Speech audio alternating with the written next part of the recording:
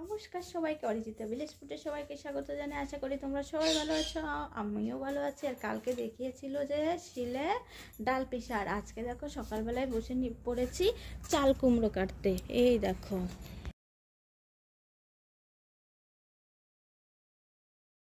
দেখো চাল কুমড়োগুলোকে দিদি কেটে নিচ্ছে। কেটে নেওয়ার পরে আর আমি এগুলো ওই মেশিনে করে, কাটার মেশিনে করে ছোট্ট ছোট্ট ছিদ্র করা আছে, ওটাকে ঘষে নিচ্ছি। ঘষে নিয়ে এইটুকু হয়েছে। আর ওই দেখো আরও ওইদিকে বড়ি বানানোর জন্য আরও চাল কুমড়ো কাটা হচ্ছে। আস্তে আস্তে আমি সবগুলো এরকম করে পিষে নেব। পিষার পরে তারপরে চাল কুমড়োর সঙ্গে মিলাবো। তো দেখতে থাকো আর আমার সাথে থাকো। তো দেখো, আর এইদিকে তো দিদি কাটছে, আর আমি এইটুকু করে রেখেছি। করার পরে হাতটা ব্যথা হয়ে গেছিলো, তাই জন্য একটু বসে আছি। দেখো, আমরা যে রাত্রেবেলা পিষে রেখেছিলাম ডাল পিষে, তো ওটাকে রেখে দিয়েছিলাম। আর এই জলটা রেখে দিয়েছি, যদি লাগে দিয়ে দেব।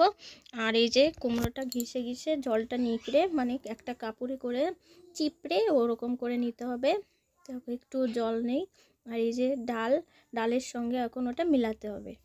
দেখো এই যে কালো জিরে, এই কালো জিরেটা এই সব কিছুর ভিতরে দিয়ে দিতে হবে। এই যে দিয়ে দিচ্ছে। আর ওর ভিতরে যে চাল কুমড়ো পিসাটা আছে সেটা দিয়ে আর ডাল দিয়ে ভালো সুন্দর করে এরকম করে মাখাতে হবে। আর তার ভিতরে কালো জিরেটা দিয়ে দিতে হবে। দেখো সুন্দরভাবে মাখাতে হবে, ফেনা ফেনা করে দিতে হবে, তাহলে বড়িটা ভালো হবে। ঘরোয়া পদ্ধতিতে বড়ি তৈরি করা হচ্ছে। এরকম করে তোমরা যদি করো খুবই ভালো হবে, খেতেও ভালো হবে। দেখো কি সুন্দর মাখাচ্ছে দিদি।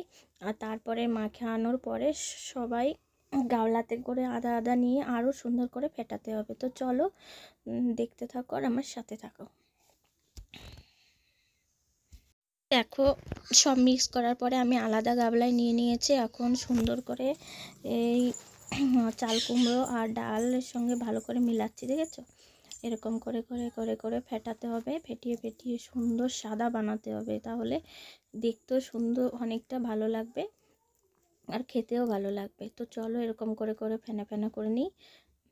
চলো, ডাল আর চাল কুমড়োটা সুন্দর করে মিক্স করে ফেনা ফেনা করার পরে আমি বড়ি দিয়েছি। দেখো জীবনের প্রথম, দেখো কেমন হচ্ছে কমেন্ট করে বলবে। আর এরকম করে তোমরা সবাই করবে, অবশ্যই ভালো হবে। দেখো আমি সুন্দর করে সাজিয়ে সাজিয়ে এরকম করে বড়ি দিচ্ছি, পুরোটা ভরে দেবো। আর ওইদিকে দিদি দিচ্ছে। তো ফাইনালি আমাদের সব বড়ি দেওয়া কমপ্লিট হয়ে গেছে, এতটাই হয়েছে। এখন শুকানোর পালা। যদি ভিডিওটা ভালো লাগে তাহলে লাইক কমেন্ট শেয়ার এবং সাবস্ক্রাইব করে দিও। Tata bye. আদা শুকানোর পরে এরকম কালার এসে গেছে, দেখো।